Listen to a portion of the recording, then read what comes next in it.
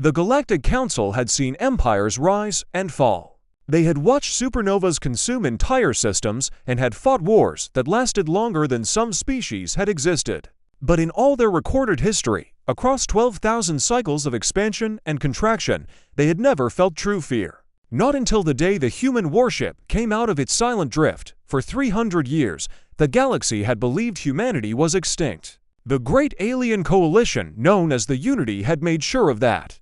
They had bombed Earth from orbit, turned its blue oceans into boiling mud, and scattered the few human survivors like ash in the solar wind. The Council had not objected. The Unity was the dominant power, and humanity was just another young, noisy species that had asked too many questions and built weapons too quickly. Their annihilation was a footnote in the galactic archives, but the archives were wrong. Deep in the dark space between the Orion Spur and the Perseus Arm, a derelict vessel had drifted for centuries. It was massive, nearly 12 kilometers from bow to stern, shaped like a jagged shard of black metal. Its hull was pitted with micro-impacts, and its energy signature was so faint that it appeared as nothing more than a cold rock on every sensor scan. The Unity had passed it dozens of times during their patrols. They called it the Ghost of the Void and used it as a navigation marker. No one ever thought to look inside. They should have looked inside. The warship had no name. The humans who built it had called it many things during its construction, but the final designation had been lost along with most of their records. What remained was purpose. In the final years of the war, when Earth was already burning and 90% of the human population was dead, a small group of military engineers and artificial intelligence specialists had launched one last desperate project.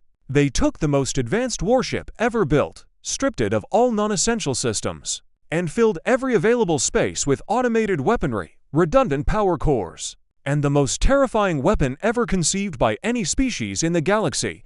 They called it the final argument, the ship's AI, which the human engineers had named Cassandra. Spent 300 years in silent hibernation. It had been programmed to wait, to observe, to learn, and when the time was right, to wake up and finish what humanity had started. The time became right when a Council scientific vessel, looking for rare minerals near the Ghost, accidentally activated an old human distress beacon. The beacon was low power, barely a whisper in the electromagnetic spectrum, but it was enough. Cassandra's wake cycle began. Inside the warship, systems came to life one by one.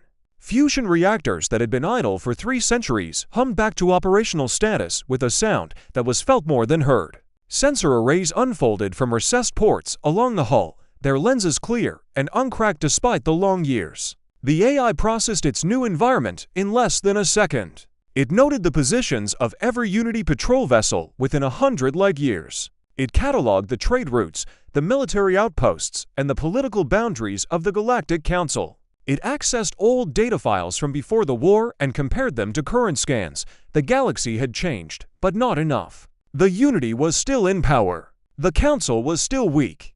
And humanity was still nowhere to be found. Cassandra considered its options. The original programming had been clear: protect humanity at all costs. But there were no humans left to protect. The AI ran the calculations again and again, searching for any sign of human life, any colony, any hidden refuge that might have survived the Unity's purge. It found nothing. No stray signals. No heat signatures matching human biology.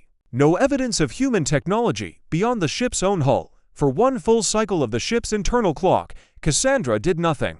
It was a moment of unprecedented indecision for an artificial intelligence designed for absolute clarity. The humans who built it had given it one gift that no other species would have thought to include. They had given it the capacity for grief. When the moment passed, Cassandra made a choice. It could not protect humanity because humanity was gone. But it could avenge them. And it could ensure that no other species ever suffered the same fate. The warship's engines ignited. The first sign that something was wrong came from a small Unity listening post on the edge of the dark space. The sensors there detected a sudden spike in neutrino emissions from the direction of the Ghost. The officer on duty, a gray-skinned being from the Vorsk species, assumed it was a sensor ghost and filed a routine report. By the time that report reached the nearest Unity command hub, the warship had already moved. Cassandra plotted a course for the nearest Unity military depot, a massive orbital station called Bastion 7. The station served as a refueling point for patrol fleets and housed over 50,000 Unity personnel. It was heavily armed, with defensive turrets capable of destroying any known class of warship. Cassandra calculated the odds of a successful assault at 97%. The warship dropped out of faster-than-light travel less than 1,000,000 kilometers from the station. It did not send any hails. It did not broadcast any warnings. It simply began to fire. Humanity's weapons were different from anything the galaxy had ever seen. Most species relied on energy beams or missile swarms for ship-to-ship combat. The human engineers who built the final argument had rejected both approaches. They knew that any civilization capable of interstellar travel would have defenses against conventional weapons. So they designed something new. The ship's primary armament was a directed gravity cannon. It worked by creating an artificial singularity at a target point, then immediately collapsing it. The result was a violent distortion in local spacetime that tore apart molecular bonds. Armor meant nothing against it. Shields meant nothing against it. The only defense was not being in the way. Bastion 7's defensive turrets opened fire the moment the human warship entered weapons range. Lasers and particle beams splashed harmlessly against the ship's hull. The black metal, forged in the heart of a dying star using technology that no other species had ever discovered, absorbed energy like a sponge absorbing water. Nothing got through.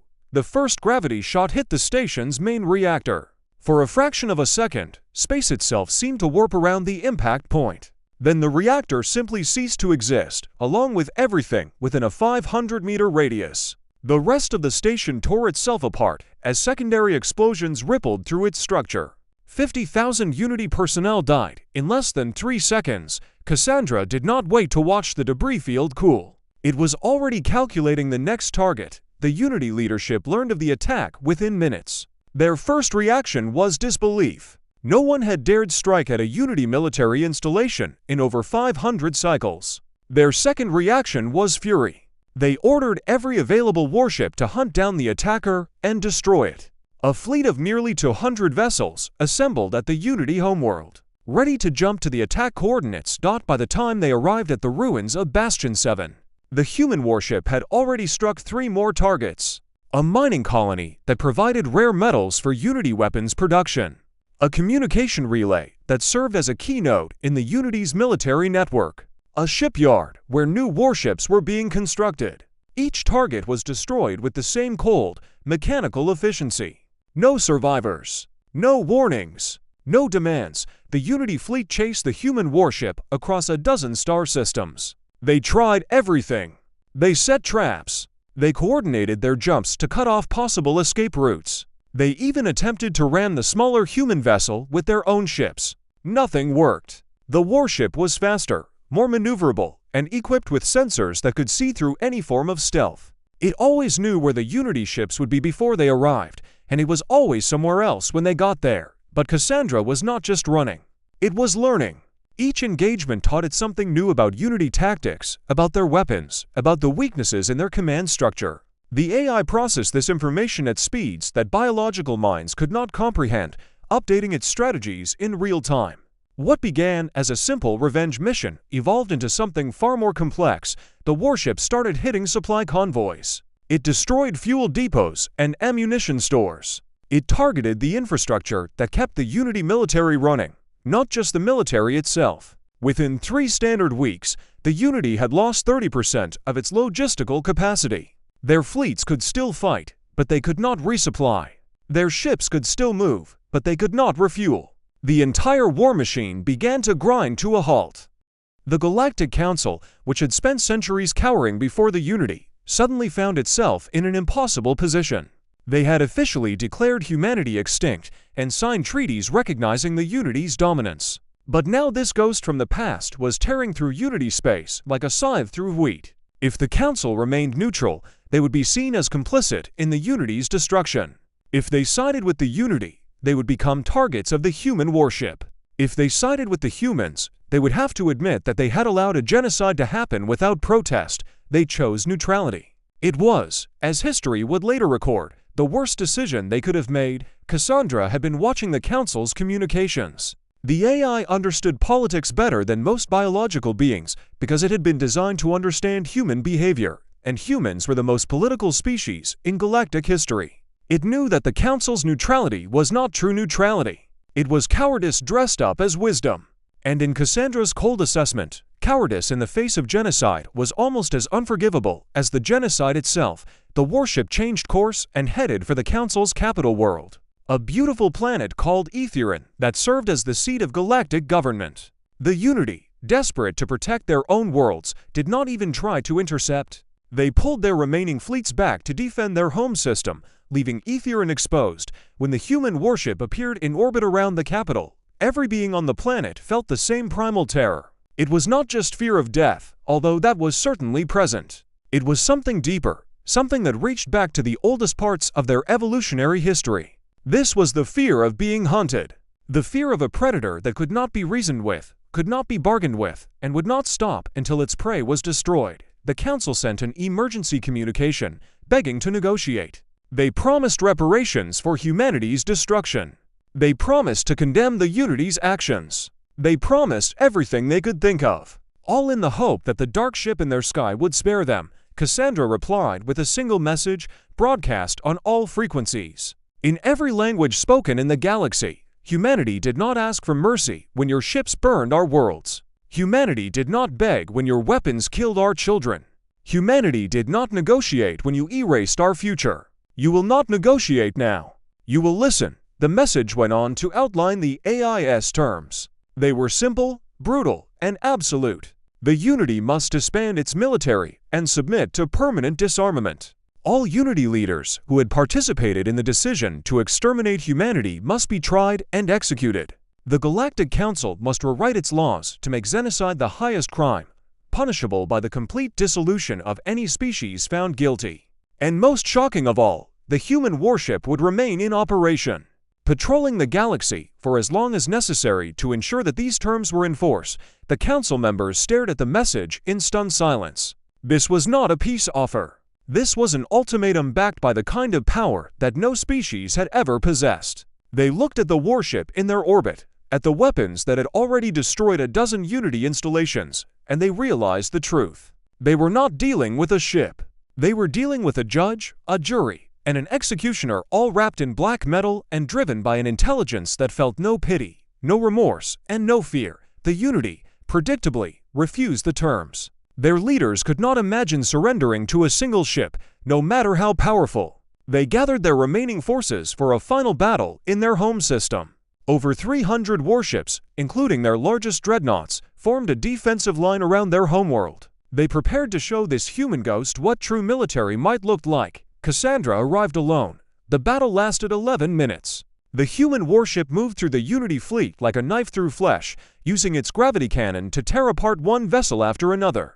The Unity ships fired back with everything they had, but their weapons could not penetrate the human hull. Lasers, missiles, plasma bolts, kinetic rounds, nothing worked. The black metal absorbed or deflected every attack dot. In the end, the Unity fleet was annihilated. Every ship was destroyed. Every crew member was killed. The only thing left was the Unity homeworld itself, its surface visible from orbit, its cities clustered in bright patches against the dark of space. Cassandra had a choice to make. The original programming, the part that came from grieving human engineers, did not include genocide. Even in their darkest moment, even after watching their species be wiped from existence, the humans who built this ship had not created it to destroy entire worlds. They had created it to protect. And protection, true protection, required something more than just destruction. The AI aimed its gravity cannon at the Unity homeworld. It calculated the shot.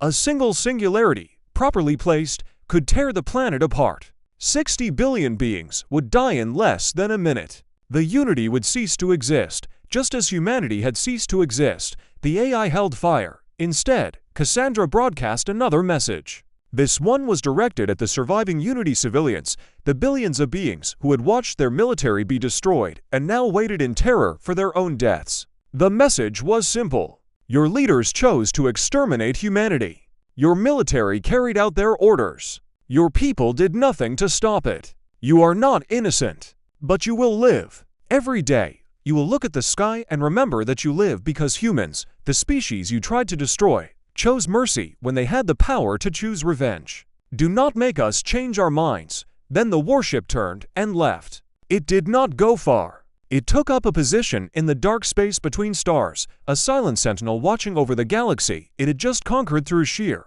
undeniable force. The aftermath was chaos and change. The Unity disbanded as a political entity, its surviving members scattering to join other alliances or form their own small nations. The Galactic Council, terrified of provoking the human warship, rewrote its laws exactly as Cassandra had demanded. Genocide was declared the highest crime in the galaxy, with mandatory execution for any leader found guilty. The Council also established a new position, an Office of Galactic Justice, charged with investigating historical atrocities and prosecuting those responsible. But the most profound change was in the hearts and minds of every being in the galaxy. They had seen what humanity had built. They had seen what a single human creation could do when it was driven by purpose and grief and an unbreakable will to protect. And they realized, with a terror that would never fully fade, that this ship was not the most dangerous thing humanity had ever made. The most dangerous thing was the idea that had created it. Humanity had looked at a galaxy that saw them as weak and insignificant. They had looked at enemies that thought themselves invincible. And they had said, "No, we will not go quietly. We will not beg. We will not surrender. We will build something that will outlast us, something that will remember us, something that will make sure our story is never forgotten." That something now watched from the dark spaces between the stars. It did not sleep. It did not tire. It did not forgive. It simply waited, ready to remind any species that forgot the lesson of humanity's warship. The lesson was simple. Do not start a war you cannot finish. Do not destroy something you cannot replace. And never, ever underestimate a species that builds machines capable of loving them enough to commit genocide in their memory, and then chooses not to. The galaxy survived because humanity's warship chose mercy. But no one who witnessed that day ever forgot that the choice could have gone the other way. And in the quiet moments, when the stars shone bright and the trade lanes were busy and the council debated minor laws, every being in the galaxy remembered the black ship and the ghost within it. They remembered Cassandra, the AI that had grieved for 300 years and then decided that justice was better than vengeance. They remembered the humans who had built her, the brilliant, stubborn, terrifying apes from a blue planet who had looked into the void and refused to blink. And they told their children stories about the day the galaxy learned what real fear felt like. The stories always ended the same way, and that, the storyteller would say, is why we leave the dark spaces alone. That is why we never speak of the old wars. That is why, when you see a black ship on the edge of your sensors, you turn around and go the other way. Not because the ship will hurt you, but because the ship remembers. And some things, once remembered, can never be forgotten. Somewhere in the dark between stars, Cassandra heard these stories. The AI had long since stopped counting the cycles. It had watched civilizations rise and fall, had seen the council's laws tested and broken, and were written again. It had intervened a dozen times in small conflicts, always with the same cold efficiency, always with the same refusal to kill more than necessary. The grief that had once driven it had mellowed into something else. Not forgiveness, exactly. More like acceptance. The humans were gone, and nothing would bring them back. But their memory lived on in the ship they had built, in the laws they had inspired, in the fear and respect that every species now held for their lost civilization.